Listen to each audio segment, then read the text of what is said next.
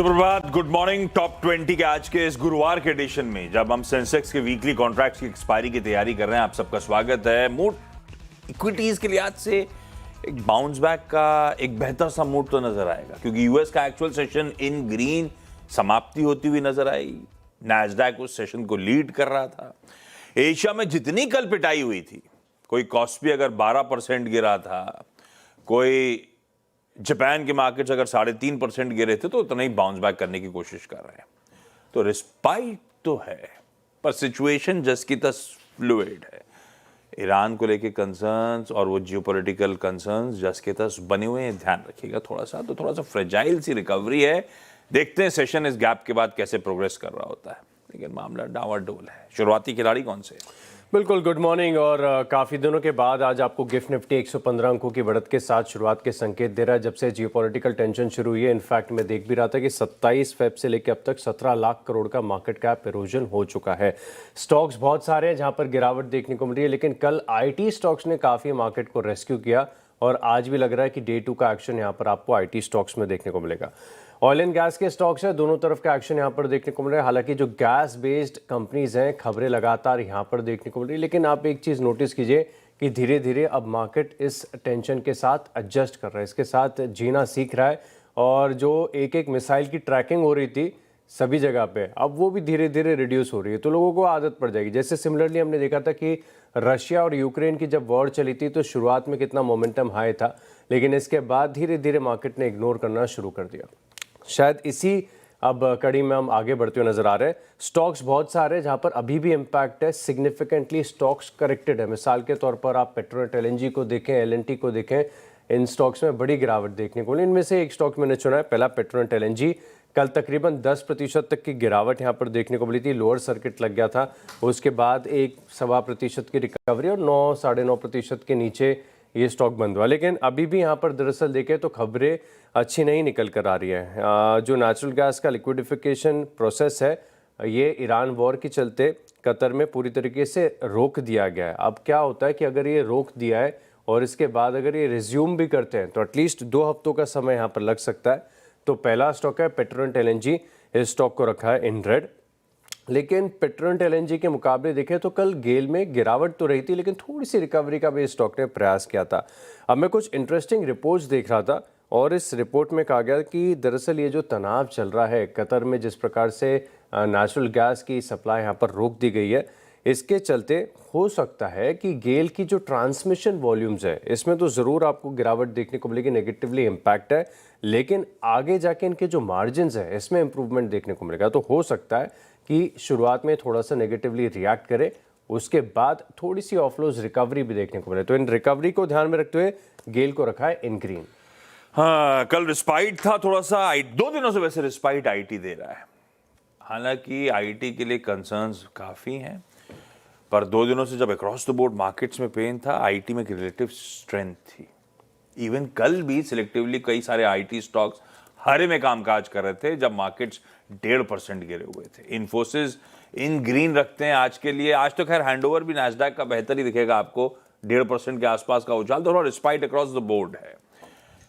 तो इन्फोसिस इन ग्रीन सिर्फ वॉच पे ग्लोबल क्यूज को देखते हुए, और दूसरा रैमकी इंफ्रास्ट्रक्चर, एक बढ़िया ऑर्डर बैक करा इन्होंने। कल इन्होंने अपडेट दिया कि Maharashtra industrial township Dighi port industrial area project में जो बनाना चाहते हैं, वो 1402 करोड़ रुपए में है। उसका ऑर्डर, उसका कॉन्ट्रैक्ट रैमकी इंफ्रा ने बैक करा है। तो रैमकी इंफ्रा उस ऑर्डर न्यूज के डेवलपमेंट्स के चलते, इन्फोसिस सिर्फ क्योंकि पीसमील तरह से आईटी थोड़ा बहुत स्टेबलाइज होने की कोशिश कर रहा है, तो मद्देनजर उसके इन ग्रीन रख रहे हैं। लेकिन आप सिर्फ वॉच पे रखिए और सारे ग्रीन स्टॉक वॉच पे रखिएगा। सिचुएशन अभी भी फ्लूइड है। मैंने अपफ्रंट कहा था, ग्लोबल डेवलपमेंट्स में ऐसा कुछ खास बदला नहीं है जो इस तरह की powerful comeback rallies across Asia देखने को मिल रही हैं। पर हाँ, रिस्पाइट है, इन ग्रीन रखा है। अगले 2 स्टॉक्स की बात कर लेते हैं। अगला स्टॉक है मेरी लिस्ट में पॉलीकैब। यहाँ पर कल हमने देखा था कि गिरावट भी आपको देखने को मिली थी। अब आज डे 2 का एक्शन यहाँ पर देखने को मिल सकता है। तकरीबन 3-3.5% की गिरावट के साथ ये स्टॉक बंद हुआ था। अब खबर दरअसल आप देखें तो ये स्टॉक्स थोड़े से रिएक्ट करते हैं इन खबरों के ऊपर। हालांकि बड़ी लंबी अवधि का एक इम्पैक्ट आ जाता है। 327 करोड़ का आईटी नोटिस इन्हें मिला। हालांकि कंपनी कह रही है कि इसको चैलेंज करेंगे, बहुत लंबी प्रोसेस है, ये मामले बड़े सालों साल चलते हैं। लेकिन सेंटिमेंट्स थोड़े से नेगेटिव है, इसी के चलते इस स्टॉक को इन रेड लेके चल रहा हूँ। अगला स्टॉक है बीएसई लिमिटेड। यहाँ पर आप रखिएगा खास फोकस, और जब Q3 के नतीजे आए थे तब आप किसी भी ब्रोकरेज हाउस की रिपोर्ट को पढ़ के देख लीजिए, उन्होंने एक ही बात पर जोर दिया था कि आगे जाके कैसे नए प्रोडक्ट लॉन्चेस होते हैं, इसके ऊपर यहाँ पर तय किया जाएगा कि बीएसई में किस प्रकार की ईपीएस ग्रोथ आपको देखने को मिल सकती है। यानी जो नए प्रोडक्ट्स हैं यही आगे की ग्रोथ को ड्राइव करेंगे।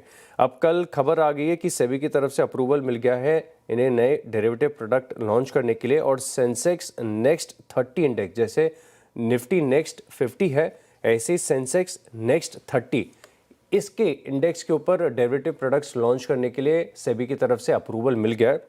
और ये काफ़ी की है, क्योंकि जैसे जैसे नए प्रोडक्ट जुड़ते जाएंगे वैसे ग्रोथ और मार्केट शेयर गेन्स यहाँ पर बीएसई की लिमिटेड के लिए एनालिस्ट फैक्टर कर रहे हैं। तो सेंटिमेंटल्स के लिहाज से अच्छी खबर है, बीएसई लिमिटेड को रखा है इन ग्रीन। दो दिग्गज हैं जो रडार पे रख रहा हूं, कलर मार्किंग बहुत ज्यादा जाइएगा नहीं, लेकिन हाँ लार्सन एंड टूब्रो को मैं ग्रीन कर रहा हूं। पेन बहुत ज्यादा है और बट ऑब्वियस था, लॉजिक भी था।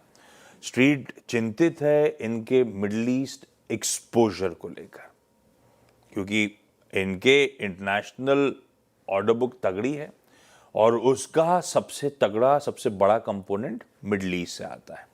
तो अगर गणित देखूं तो एल&टी की ऑर्डर बुक का 35 से 37% के आसपास मिडिल ईस्ट एक्सपोज्ड है। इनके 75% कह लीजिए इंटरनेशनल ऑर्डर्स जो बैक करते हैं वो मिडिल ईस्ट से टाइड है। तो इस तरह का इंपॉर्टेंस है मिडिल ईस्ट का। पर हाँ, बाजार को डर, ये अब तक कोई प्रोजेक्ट कैंसिलेशंस वगैरह के अपडेट तो नहीं आए। खैर ऐसी इतनी जल्दी तो वो आएंगे भी नहीं। हाँ, ये वॉर प्रोलॉन्ग चला तो फिर इश्यूज हो सकते हैं, पर ये भी है इसका दूसरा पहलू कि मेगा प्रोजेक्ट्स के लिए फिर जब इतना सारा इंफ्रास्ट्रक्चर कोलैप्स हो रहा होगा मिडिल ईस्ट का, तो उसे रीबिल्ड करने के लिए किसी एल&टी जैसे की जरूरत पड़ेगी। एक बात ध्यान रखिएगा, एल&टी का ऑफ लेट डोमेस्टिक बिजनेस बहुत रोबस्ट है। 12-12.25 लाख करोड़ रुपए तो सरकार इंफ्रास्ट्रक्चर पे स्पेंड करने का मन बना रही है। एल&टी ऑफ लेट चला जब इसने सेमीकंडक्टर, जिसने एआई डेटा सेंटर, जिसमें एनवीडिया के साथ पार्टनरशिप वगैरह करी थी, इन सब के चलते एल&टी में खूब मैसिव आउट परफॉर्मेंस आया था। तो वो पार्ट ऑफ द व्हील अभी भी सही है। पेन कंसर्न्स हैं, लेकिन एल&टी कल भी देखिए कमजोर बाजार में रिकवरी की कोशिश कर रहा था। तो मैं इन ग्रीन रख रहा हूं, लेकिन सिचुएशन अभी भी हाथ में आई नहीं है उसका। वो आएगी तो फिर एल&टी रुकेगा नहीं वापस, लेकिन अभी इन ग्रीन वॉच पे रख लेते हैं ज्यादा अच्छा। एक इंटरग्लोब एविएशन को क्रूड अब तमाम डेवलपमेंट्स के बीच में 82 के आसपास थम ही गया है। आज भी सब डेवलपमेंट्स हुए 82 पे खड़ा हुआ है, लेकिन हाँ क्रूड अभी इंचअप करेगा अगर इश्यूज आएंगे। इंटरग्लोब लेकिन लेने का मतलब, इंटरग्लोब के लिए 3 सरदर्द हो गए थे। एटीएफ की कीमतों का सरदर्द, ओवरहैंग बनता चले जा रहा है। दूसरा फ्लाइट डिस्ट्रप्शंस थे, कैंसिलेशंस थे, और डिटूर जो लेना पड़ रहा था, खर्चा बढ़ रहा था। तो इंटरग्लोब का सरदर्द बट ऑब्वियस है। जब भी ऐसे जियोपॉलिटिकल डेवलपमेंट्स आते हैं, सबसे पहला फ्रंटलाइन स्टॉक जो प्रेशर में, या इंडस्ट्री जो प्रेशर में आती है, वो यही है। आज सिर्फ वॉच पे इसलिए रख रहा हूं, कलर शेड देने के लिए मैं ग्रीन रख रहा था, लेकिन वॉच पे इसलिए रख रहा हूं क्योंकि आज इनका सबसे प्रोमिनेंट रीजनल प्लेयर उस एरिया का, एतिहाद एयरवेज ने अब तक अबू धाबी से सारे ऑपरेशन सस्पेंड करे हुए हैं 5 मार्च तक। आज वो फ्रेश अपडेट्स अवेटेड होंगे, रिज्यूम कब से करना है, करंट सिचुएशन का जायजा वगैरह। उस बीच इंटरग्लोब एविएशन रख रहा हूं इन ग्रीन। आप सिर्फ एल&टी इंटरग्लोब को वॉच पे रखिए, ज्यादा बेहतर है। इस बाजार में यही करना ज्यादा अच्छा होगा। 4 हो गए भाई साहब। ऑलराइट, अगले 2 स्टॉक्स हैं। कोल इंडिया, यहाँ पर आप फोकस रखिए। कल 2-2.5% की तेजी के साथ ये स्टॉक आउट परफॉर्म भी कर रहा था। टेक्निकल तौर पर भी देखें तो चार्ट बहुत ज़्यादा अट्रैक्टिव हो गया है। अब एक खास बात है, कल शायद इसकी चर्चा भी की थी दिन के दौरान मैंने, कि कोल इंडिया, कोल की कीमतें और क्रूड की कीमतों में आप देखें तो एक पॉजिटिव कोरिलेशन नजर आएगा। जब जब आपको क्रूड में उछाल आएगा, आप देखेंगे कि कोल जो स्टॉक्स हैं, कोल की कीमतें, यहाँ पर भी एक बढ़त देखने को मिलती है। कल कोल इंडिया खबरों में भी था कि इन्होंने जो अपना ई ऑक्शन का एलोकेशन है, इसमें बढ़ोतरी यहाँ पर कर दी है, तो इसका एक इम्पैक्ट है। आज दरअसल सिटी की तरफ से एक रिपोर्ट आई है जहाँ पर न्यूट्रल की रेटिंग तो दी है उन्होंने, लेकिन टारगेट प्राइस जो पहले 415 रुपये था, अब इसे 430 कर दिया। देखिए करंट मार्केट प्राइस के आसपास का ही टारगेट रखा है, लेकिन कुछ जो पॉइंट इन्होंने रिपोर्ट में मेंशन किए हैं ये बहुत ज़्यादा पॉजिटिव है।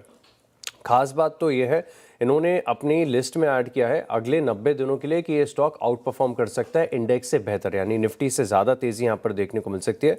और ये भी मानकर चल रहे हैं कि जो कोल की कीमतें बढ़ी हैं इसका इम्पैक्ट यहाँ पर देखने को मिलेगा। और जिस प्रकार से अगर आप देखें तो जो ई ऑक्शन की कीमतें हैं वो अगर 2435 या फिर मान लीजिए 3000 रुपये प्रति टन के आसपास बढ़ती हैं तो ईपीएस में अच्छा खासा बढ़त और बदलाव यहाँ पर देखने को मिलेगा।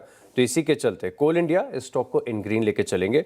अगला स्टॉक है, और कोई भी सीमेंट स्पेस का स्टॉक आप रडार पर रख सकते हैं। इनके लिए थोड़ी सी मुश्किल हो रही है क्योंकि जैसे हम देख रहे हैं कि क्रूड की कीमतें बढ़ रही हैं, कोल की कीमतें बढ़ रही हैं, तो पेट कोक इसकी भी कीमतें बढ़ रही हैं जो कि सीमेंट कंपनीज की एनर्जी रिक्वायरमेंट का बड़ा हिस्सा है। अब दरअसल कुछ रिपोर्ट्स ये सजेस्ट कर रही हैं कि पेट कोक की कीमतें मंथ ऑन मंथ आप देखें तो 11% बढ़ी है, बहुत सब्सटैंशियल है। $120 से $135 प्रति टन के आसपास का इम्पैक्ट यहाँ पर देखने को मिल रहा है। और अगर आप इसे एबिटा पर टन में ट्रांसलेट करके देखें तो ये जो एनर्जी कॉस्ट लागत इनकी बड़ी है, हो सकता है कि Q1 FY27 में 50 रुपये एबिटा प्रति टन का इम्पैक्ट आ जाए। तो इसी के चलते आप कोई भी सीमेंट स्टॉक ले सकते हैं। मैंने रामको सीमेंट चुना है, इस स्टॉक को रखा है इन रेड। अगले 2 में भाई गुजरात गैस, कल नेटवर्क की तरफ से अपडेट्स थे। कल नेटवर्क की तरफ से क्या, कल पेट्रोनेट एलएनजी ने वैसे ही अपडेट डाल रखे थे परसों के ट्रेडिंग सेशन में, छुट्टी के दिन सॉरी, कि वो उनके साथ क्या हुआ। तो Gujarat gas but obvious focus में था, पर जाते जाते पता नहीं क्यों 5% उछाल के साथ बंद हुआ और ये आखिरी के आधे पौन घंटे में एकदम से मजबूती आई। फाइनली कल शाम को गुजरात गैस ने फिर प्रेस रिलीज जारी करी, अपडेट शेयर करें, जिसमें वो कह रहे हैं कि ऑनगोइंग मिडिल ईस्ट रीजन में वॉर के चलते हमारा गैस सप्लाई सिनेरियो काफी इंपैक्ट हो गया है। एलएनजी की अवेलेबिलिटी सिवियरली कॉन्स्ट्रेन्ड है और इसके चलते हमने भी फोर्स मेजोर नोटिसेस अपने इंडस्ट्रियल कस्टमर्स को जारी कर दिए हैं। ये एक्ट ऑफ वॉर जो है, हम जो यानी कि गुजरात गैस जो इंश्योरेंस लेती है उसमें कवर्ड नहीं है।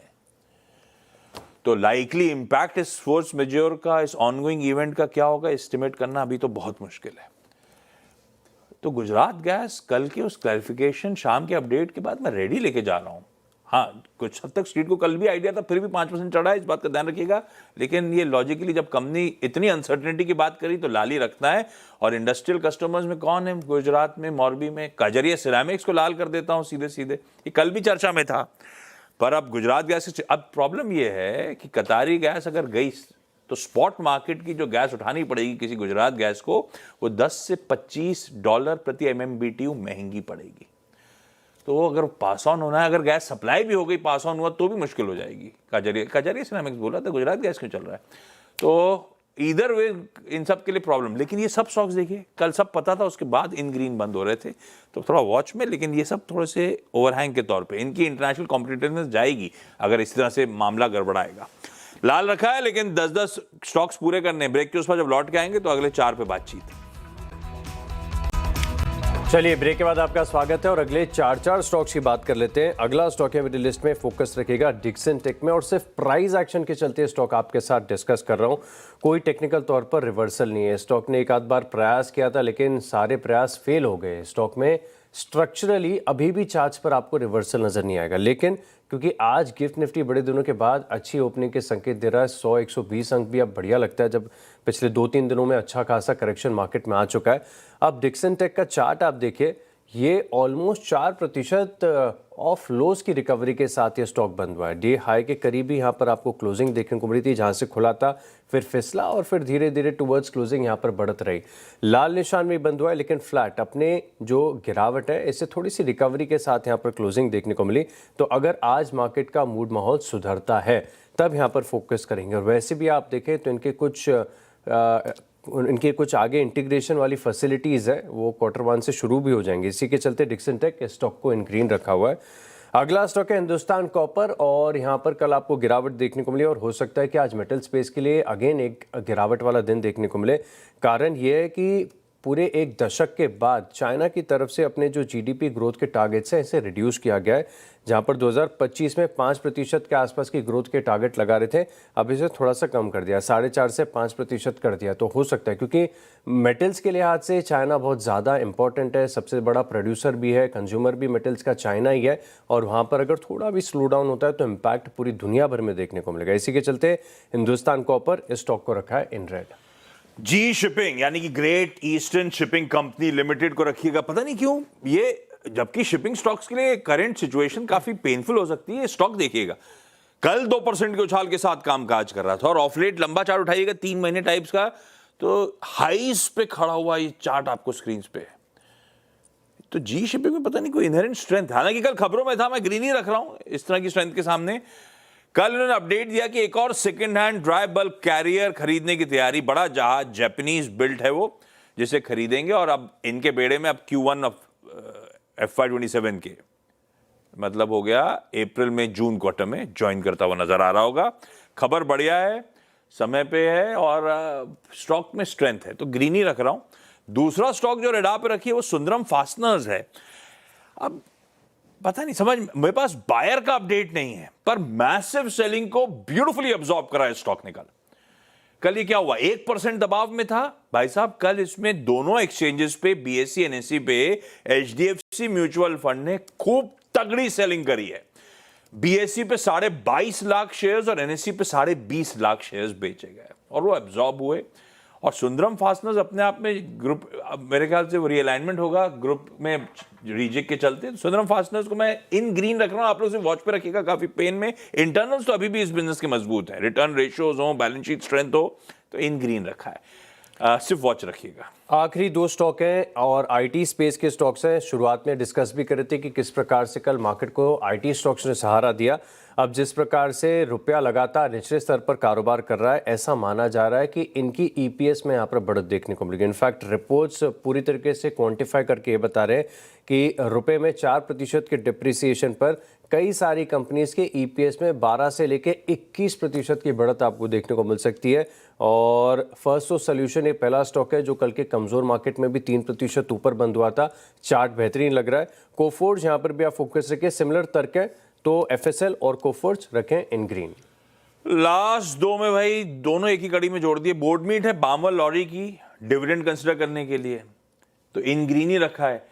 और डिविडेंड जब बामर लॉरी डोल आउट करता है तो 7.5 से 8.5 रुपए के आसपास हिस्टोरिकली रहा है। बामर लॉरी इन्वेस्टमेंट्स रखी है स्क्रीन पे, जो बामर लॉरी का 61-62% स्टेक ओन करती है। 1500 करोड़ रुपए की कंपनी है, मोटा मोटी इनके पास आज 75, 80, 90 करोड़ रुपए के आसपास का डिविडेंड आ रहा होगा, तो वो भी जानी जाती है शेयर होल्डर्स पे डिस्ट्रीब्यूट करने के लिए। तो बामर लॉरी और बामर लॉरी इन्वेस्टमेंट्स, अगर वो है नहीं तो छोड़ दीजिए, दोनों स्टॉक्स आप रेडा पे रख लीजिए। ब्रेक के उस पर जब लौटेंगे तो टीम्स का एक रैप अप।